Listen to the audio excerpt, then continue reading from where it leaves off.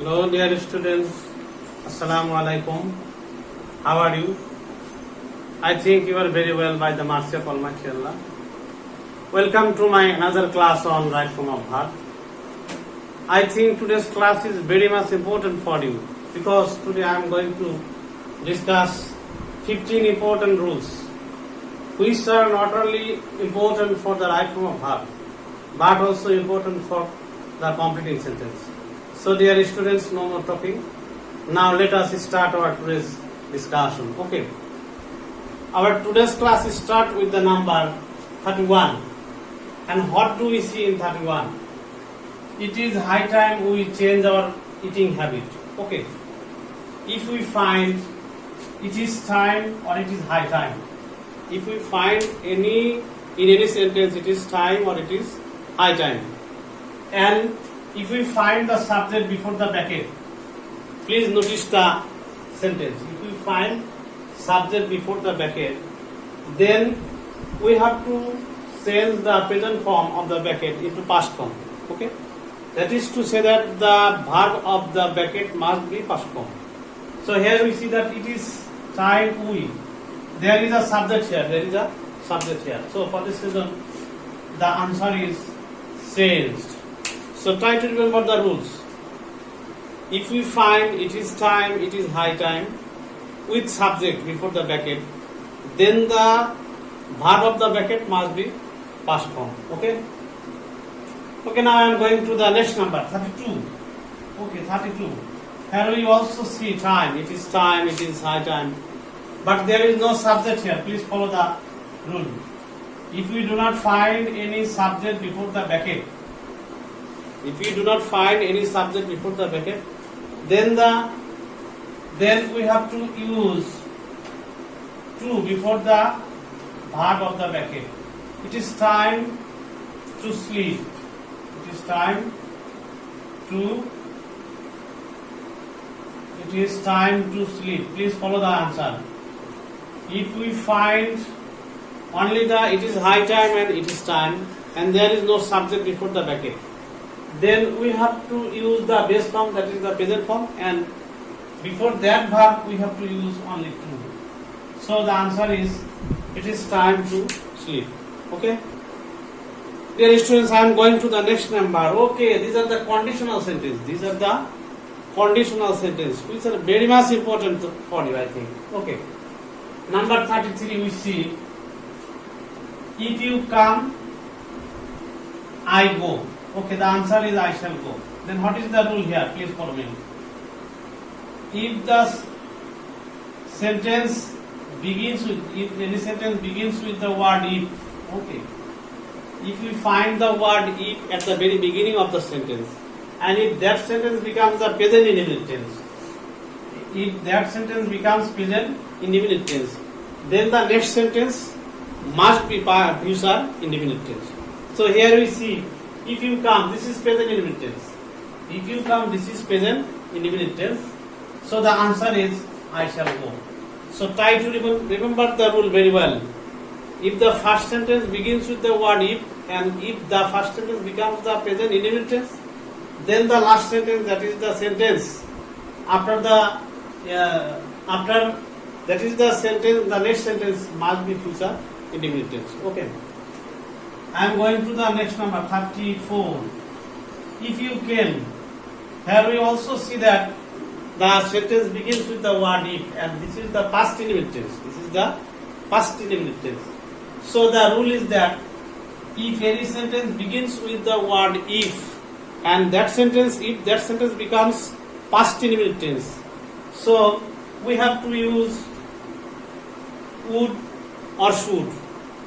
Particularly would, we have to use would after the subject and the verb will be present form. So the answer is, if you came, I would go. This is past indefinite tense. So the answer is I would go. So try to remember the rule.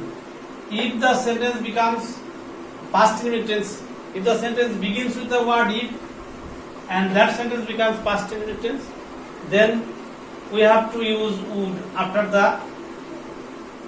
the subject of the second sentence, and the verb of the bracket must be present form. Okay. Our next number 35. Here we see that this is the past perfect tense. This is the past perfect tense. If you had come, this is the past perfect tense. So, if the sentence becomes past perfect tense, if the sentence begins with the word if, and that sentence becomes past perfect tense, then we have to use would have, or might have after the subject, and the verb of the bracket must be past participle. So try to remember the rule very well. If you had come, this is past perfect tense. So for this reason I have used would have, and the verb of the bracket must be past participle. So dear students, please try to remember the rule. Okay. I am going to the next sentence, next number 36. If I were a bird. Okay. Most of the students are unable to understand this type of sentence. If we find only was where after the subject,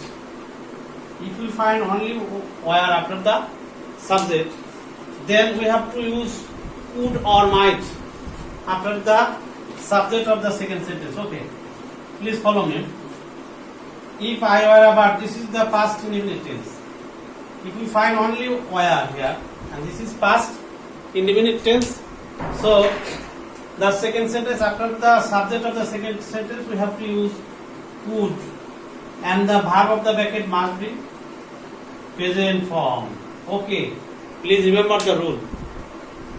Now I am going to the next number 37. If I had much money. Okay, here we see that, here essentially I see that most of the students are unable to understand the differences between had and had plus past participle. Okay, if they find only had, they think that this is past perfect tense. No, this is not past perfect tense. This is past indefinite tense. If we find only had after the subject, this must be past indefinite tense. So you have to follow the rules of past indefinite tense. Okay. Here we see that if I had much money, this is past indefinite tense. So for this reason, we have to use would, might after the subject. We have to use would, might after the subject, and the verb of the subject must be present form. Okay. Please follow me. If I had much money, this is past indefinite tense.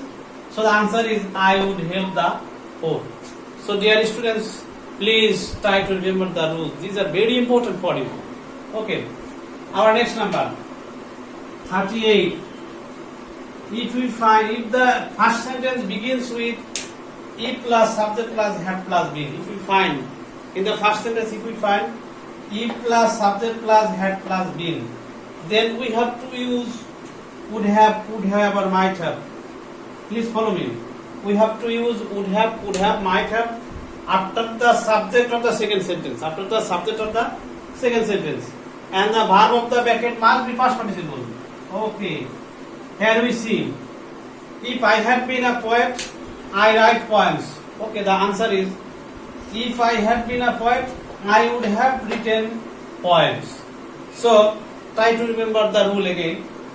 If any sentence begins with if plus subject plus had plus been, please remember the structure. If plus subject plus had plus been, then we have to use would have after the subject of the second sentence, and the verb must be past participle. Okay.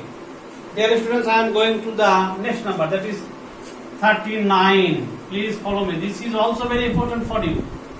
If any sentence begins with had plus subject plus been, please follow the rule. Had plus subject plus been, then we have to use would have, might have after the subject of the second sentence. Okay. Had I been a rich man, please follow the number. Please follow the sentence. Had I been a rich man, I helped the poor. Had I been a rich man, I would have helped the poor. Okay.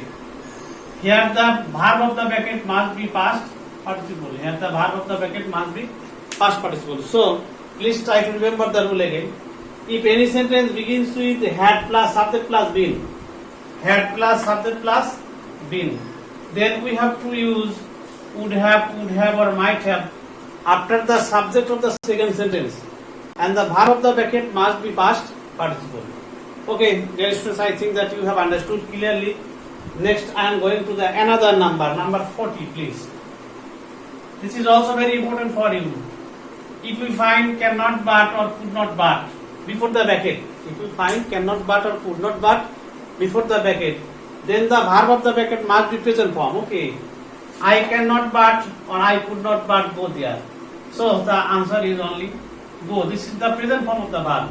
So please try to remember the rule. If you find cannot but or could not but before the bracket, then the verb of the bracket must be present form. Okay. Number 41. But if we find cannot help or could not help, okay. If we find cannot help or could not help before the bracket, then we have to add ing after the verb of the bracket. So please try to remember. After cannot but could not but the verb must be past present form. But after cannot help or could not help, we have to add ing after the verb of the bracket. Okay. So for this reason, we cannot help or we could not help laughing. This is the right answer. I have added ing after the verb laugh. So dear students, I think you have understood clearly. I am going to the next number, 42. Would you mind? Okay. If we find mind, if we find any word mind, would you mind? After the word would you mind, we have to use ing. We have to add ing after the verb of the bracket. So after the word would you mind, we have to use or we have to add ing after the verb of the bracket. Okay. Next number, our 43. Okay. If we find the preposition to before the bracket, then the verb of the bracket must be present form. Then the verb of the bracket must be present form. So for this reason, they came, see me. Okay. The right answer is C. There is no sense of verb of the bracket. So try to remember. If we find only to before the bracket, then we have to use the present form. That is, there will be no sense of the verb of the bracket. Okay. But if we find, next number, please follow me, 44.